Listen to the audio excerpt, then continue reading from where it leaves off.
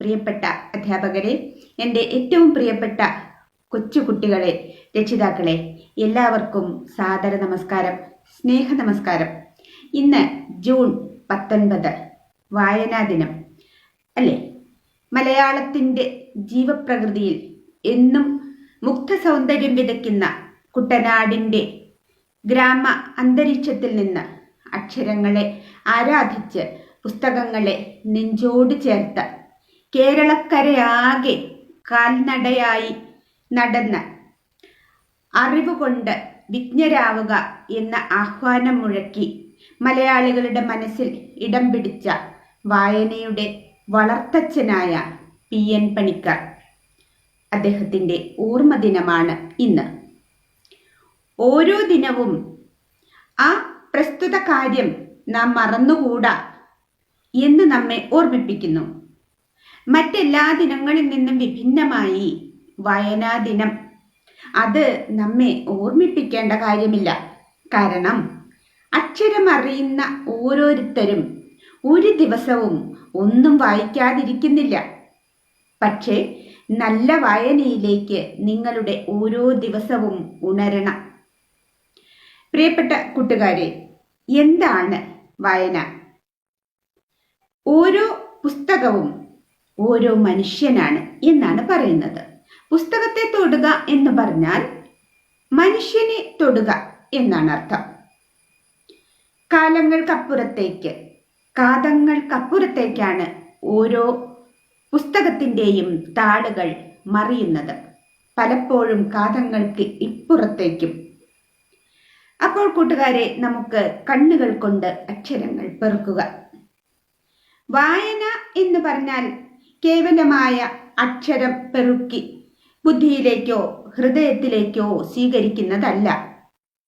വായന സമം അറിവ്. അങ്ങനെയാണെങ്കിൽ കണ്ണുകൾ കൊണ്ട് മാത്രമല്ലല്ലോ നാം അറിയുന്നത്.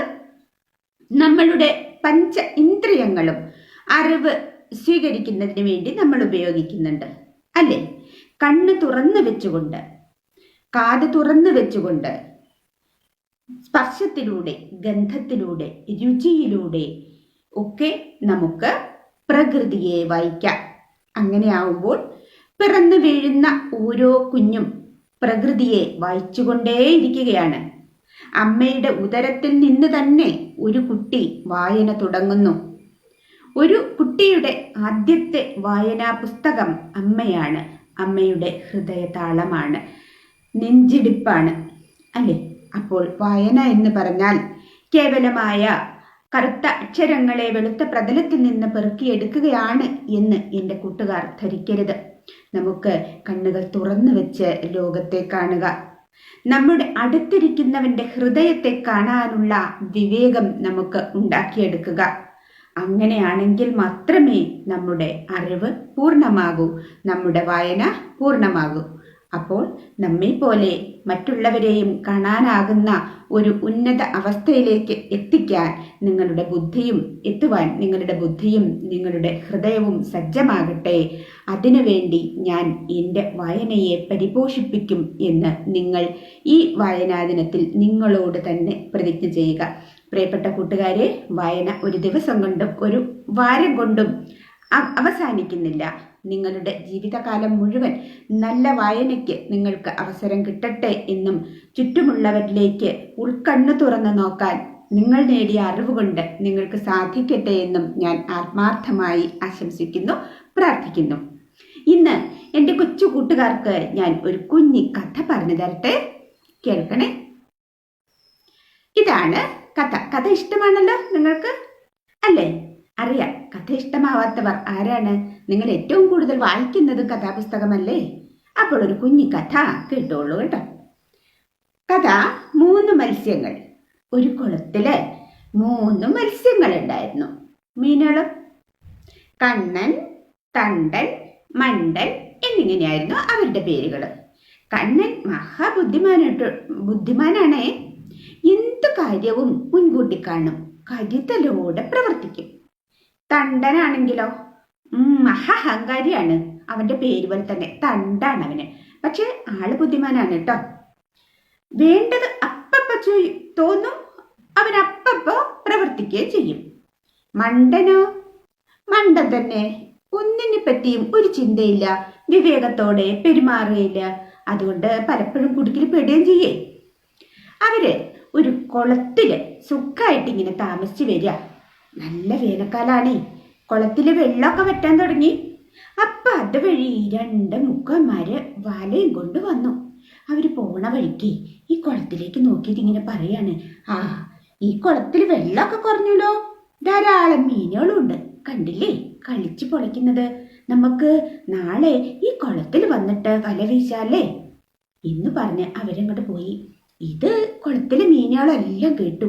കേട്ട പാടെ കണ്ണൻ പറഞ്ഞു, അയ്യോ കേട്ടില്ലേ കൂട്ടുകാരെ, അവര് നാളെ ഈ കുളത്തിലാത്രേ വലയിടാൻ വരുന്നത്. നമ്മളൊക്കെ കുടുങ്ങൂലോ, രക്ഷപ്പെടണ്ടേ നമുക്ക്.